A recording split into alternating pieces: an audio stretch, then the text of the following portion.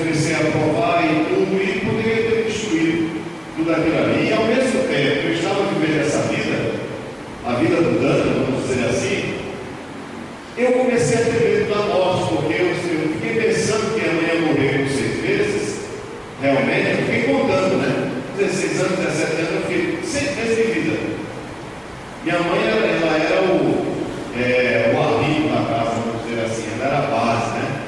Meu pai trabalhava fora e ela era a base. Então, aquilo estruturou a família. Minha mãe teve que ser levada para Napoleão, como eu era um solteiro, quem teve que acompanhar minha mãe foi eu mesmo. Então, eu fiquei morando no Hospital do Câncer, porque ela tinha um plano na época, era o Unimed de Vida, era um plano muito bom, antigo, e ela tinha direito a ficar no apartamento, só ela como acompanhante no Hospital do Câncer. Então, o tratamento foi muito bom, pela misericórdia do Senhor. E aí eu tive que acompanhar. E o que eu vi naquele hospital, quando eu tive que ficar afastado da faculdade, fazer biologia na época, e eu fiquei indo para o hospital, dormindo, e no final de semana eu ia para a casa da minha irmã, e na segunda a sexta eu ficava no hospital. Então o que aconteceu? Foi nessa aflição que eu comecei a temer a morte e a me questionar: será que existe vida após a morte? Eu era católico desde o começo da minha vida, fui criado na igreja, até hoje eu fui, né? Não me diga como, até asa botaram em mim, quando eu era pequeno, e fui antes de procissão, mas também me fizeram pagar uma promessa descalço, e até hoje eu tenho trauma dessa promessa, foi em Arco Verde, né? Para subir no morro lá no cruzeiro que tem, e graças a Deus isso não acontece mais, né, moço? Me livrei dessas vias, né? Mas o que acontece? Eu já cria em Jesus como Deus. A Igreja Católica, ela tem esse lado positivo de falar sobre a divindade de Cristo. Então é muito mais fácil para quem tem um crescimento numa família católica entender e crer a palavra. Então é muito mais fácil. E a minha irmã, que já era crente, eu estava perturbado e eu queria saber sobre a vida eterna, se minha mãe teria vida após a morte. E a minha irmã, usada por Deus, ela chegou para mim, Gideão, no Novo Testamento, cinza na época dos Judeus internacionais. E eu, irmãos, claro, Deus já estava preparando todas as coisas. Eu comecei a ler aquele texto, e o que se ressaltava à minha vista era justamente os textos que Jesus dizia: aquele que crê em mim tem a vida eterna. Aquele que crê em mim tem a vida eterna. E olha, em vez de eu melhorar, eu piorei. Sabe, em vez de eu parar de beber e sair com os colegas, eu piorei. Mas piorei mesmo, porque parece que o diabo, né? Ele fala: esse camarada está conhecendo a verdade, vai que ele se converte, eu vou logo tentar destruir a vida dele. Isso na minha cabeça, pensando assim, né? Mas, sabe, piorei, comecei a beber mais ainda, revoltado porque minha mãe estava doente, sabe? Qualquer coisinha eu brigava na rua, confusão, não era bravo não, é porque a cabeça estava virada. Olha que só não sei o quê, mas cabeça virada e tudo, e revoltado, não aguentava mais aquela vida. O que é que acontece? Eu estou numa mesa de sinuca, jogando sinuca apostado, porque eu aprendi isso, meu pai em casa, os colegas tomando cerveja, jogando sinuca, 11 horas da manhã, eu lembro como hoje, no dia, se eu não me engano, foi o dia 7 de fevereiro de 1993. E ali eu já vinha lendo quase todo o Novo Testamento, lendo e orando, né? Pedindo a Deus, rezando e fazendo o que eu sabia fazer.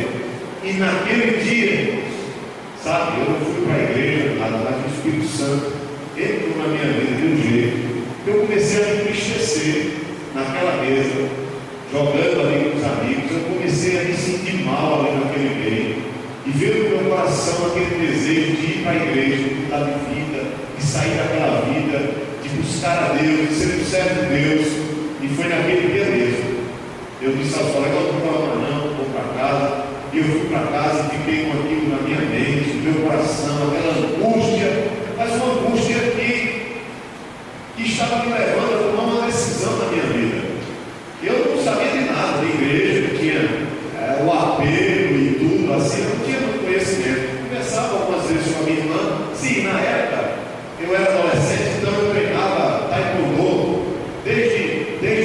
novo, então eu já ia pegar a faixa preta do taekwondo. E não se preocupe não, eu levanto a perna nem aqui.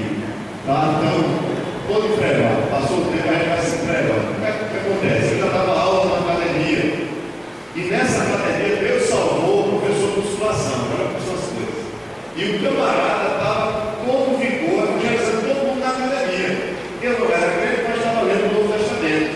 O que é que ele fez? Quando ele soube que eu estava lendo o Testamento, Washington, ele é pastor hoje da igreja evangélica, igreja da ação evangélica, uma igreja muito séria, igreja americana, se não me engano, uma ajuda americana, e ele é um dos presidentes, parece que, ou é o presidente nacional hoje dessa igreja, não me engano. E o pastor Washington era professor de musculação, e ele lá todo bombado.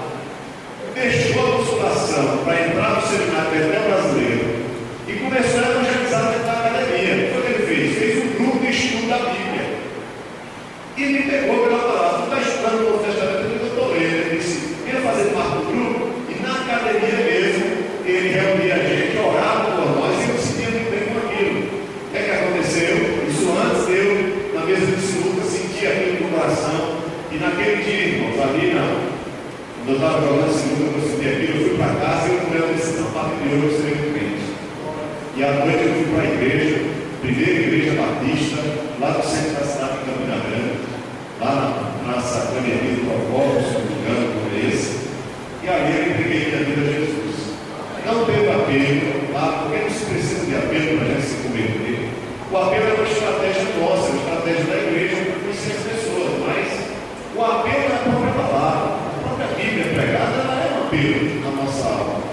E eu lembro que entreguei minha vida a Cristo ali, e até hoje, graças a Deus, eu sirvo o Senhor. Com muitos defeitos, com muitas falhas, só que não está vendo por aí. Eu começo a ler a Bíblia, a estudar a Bíblia. Com 6 meses, Deus me chama para o seminário, e eu começo a pregar o Evangelho para minha mãe, que estava com 6 meses de vida. Veja, se eu conhecia a verdade, e eu entendi que dentro de Cristo eu tenho uma vida eterna, o que era que eu tinha que fazer? Pregar para minha mãe porque ela estava morrendo, para que ela se convertesse. Se tivesse a vida eterna, eu já tinha recebido o Senhor de graça. E eu comecei todos os sábados, eu ia para a casa da minha mãe, né? E, na verdade, por que eu ia para a casa dela? Porque eu não contei, mas aí eu me converto e tal, começo a namorar com uma moça, me noivo e caso. E aí eu saio da minha casa. Minha mãe não morre por 6 meses, mas aí começa a continuar sofrendo, mas vivendo, fazendo rádio, quimioterapia. E eu começo a ir todos os sábados fazendo culto na casa da minha mãe. Só eu, minha esposa e ela. E é nesses cultos que ela vai entregar a sua vida a Jesus, né? E ela entrega a sua vida a Jesus, ela se converte. Eu levo minha mãe para a igreja, para ela ser batizada. Foi batizada e ela viveu para a glória de Deus 4 anos. 4 anos. Então, eu acho que tudo isso aqui, hoje não teve uma pregação, né? Como nós temos sempre pregações aqui no domingo, no sentido, vamos dizer assim, tradicional. Temos um momento, 1 hora, 40 minutos para ministrar a palavra, só a palavra. Mas tivemos uma mistura de leitura bíblica com testemunhos. Mas eu acredito que há uma lição principal para nós que nós podemos levar para a nossa casa hoje. De tudo que foi dito aqui, que é o poder do Espírito Santo em usar a sua santa palavra. Sabe, o quanto essa palavra é poderosa e importante para a nossa vida hoje, como crentes que já a conhecemos, e para aqueles que ainda não tiveram a oportunidade de conhecê-la. Então, é uma responsabilidade nossa. Aconteceu outra coisa comigo, viu? Eu era pastor em Natal, eu já sou pastor há 16 anos, vai fazer 17 anos que eu estou no pastorado. Aí o que acontece? No começo do ministério, eu passei por muitas dificuldades, principalmente nas finanças. E eu me lembro que eu saí de férias da igreja. Nós morávamos nos fundos mesmo da igreja, atrás da igreja, lá em Natal. Tudo era muito difícil, sabe? A igreja só a graça de Deus. Depois ela foi crescendo devagar, mas olha, irmãos, só o chamado mesmo para fazer a gente permanecer na obra, principalmente no começo. Eu olho às vezes o seminarista e diz: pastor Leandro, você é pastor está achando que quando a gente começa no ministério, a gente já começa numa igreja que já tem uma certa estrutura. E não, uma coisa muito devagar, é quebrando pedra mesmo. E eu me lembro que quando eu fui para Campina Grande de férias, como os irmãos sabem, eu sempre viajo para Campina Grande, o dinheiro que eu tinha para passar a semana, lá dos muitos anos, né? Era R$5 no bolso. E R$5 equivale o quê? A R$30 hoje, vamos dizer assim. R$30, R$40 hoje, na época. E eu tinha esse dinheiro no meu bolso. Eu fui visitar uma igreja congregacional. Não estou dizendo nem uma palavra a mais nem a menos. Fui visitar uma igreja congregacional. Você não sabe que eu nem gosto de falar essas coisas, né?